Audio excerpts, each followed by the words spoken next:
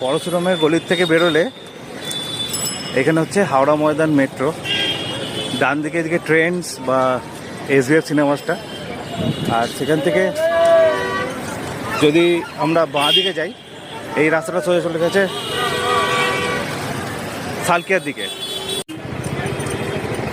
Howrah Maidan metro দুটো gate আছে, সেটা হচ্ছে একটা এ পাশে গেট এ আর একটা ও পাশে আছে।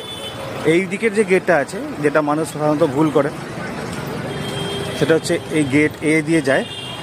আর এদিকে এই ট্রেন্সের দিকের যে গেটটা, গেট এ দিয়ে গেলে আপনাকে এখানে নামার জন্য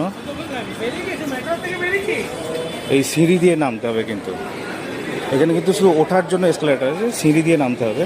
তাই এই ভুলটা করবেন না, বিশেষ করে যাদের অসুবিধা হাঁটাতে আছে বা পায়ে চলাচল করতে বা বয়স্ক মানুষদের জন্য, তারা কিন্তু সবসময় এই পাশ দিয়ে না নেমে আপনারা এই দিকের রাস্তাটা নেবেন। এই যে লিফট 2 লেখা আছে এই পাশটাতে।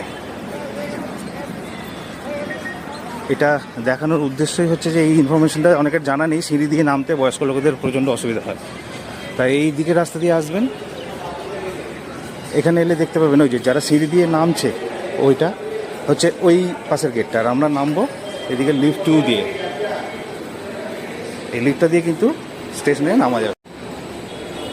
লিফটটা সাধারণত বন্ধ থাকে, এই বাটনটা টিপবেন, লিফট খুলে যাবে, লিফটে ঢুকে যাবেন। এখানে সুইচটা টিপে দিলে আরামসে এই লিফটে করে কিন্তু নিচে নামতে পারবেন।